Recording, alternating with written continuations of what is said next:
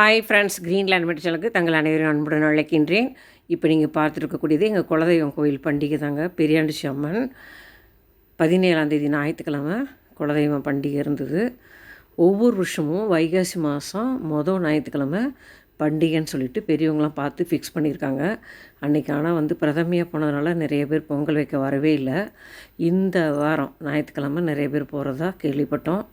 இருந்தாலும் நாங்கள் ஒவ்வொரு வருஷமும் கோயிலுக்கு போய் பழக்கம் அப்படிங்கிறதுனால நாங்கள் காலையில் 7 மணிக்கெலாம் கோயிலுக்கு போயிட்டு இங்கே வீட்டுக்கு வந்துட்டோம்.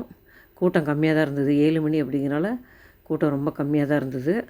அப்புறம் பொங்கலும் அதிகமாக இல்லை. கேட்டதுக்கு பிரதம அப்படிங்கிறனால நிறைய பேர் பொங்கல் வைக்க வரல, இனிமேல் தான் வருவாங்க அப்படி சொல்லி பூசாரி சொன்னார்.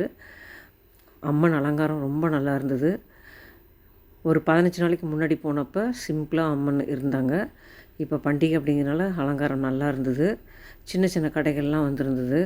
பொம்மை கடை, அந்த கற்பூரம், இந்த மாதிரி பூக்கடையெல்லாம் இருந்துச்சு. பாருங்கள், பொங்கல் வைக்கிறதுக்கு பந்தல் போட்டிருக்காங்க. இப்போ தான் ஒருத்தராக வந்துட்டுருக்காங்க. நாங்கள் தூரத்துலேருந்து போனதுனால 7 மணிக்கெலாம் கோயிலுக்கு போயிட்டு திரும்பி ரிட்டன் வந்துட்டோம்.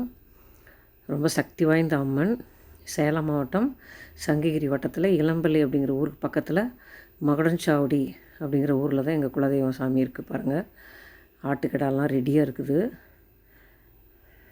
இப்போ தான் பொங்கல் வச்சிட்ருக்காங்க ஒருத்தராக. ரொம்ப நல்லாயிருக்கும். இப்போ வர்ற ஞாயிற்றுக்கிழமை இன்னும் நல்லா கூட்டம் இருக்கும் அப்படி சொல்லியிருக்காங்க. இது ஒரு தோட்டத்துக்குள்ளே இருக்குது இந்த அம்மன். பெரியாண்டிச்சி அம்மன் சொல்லுவோம். சக்தி வாய்ந்த அம்மன். பாருங்கள், பந்தல் போட்டிருக்காங்க பொங்கல் வைக்கிறதுக்கு. இது 1ஆம் தேதி மாரியம்மன் கோயிலுக்கு போனப்போ எடுத்த ஃபோட்டோ. சிம்பிளான அம்மன். ஓகே ஃப்ரெண்ட்ஸ், அடுத்த வீடியோவில் பார்க்கலாம்.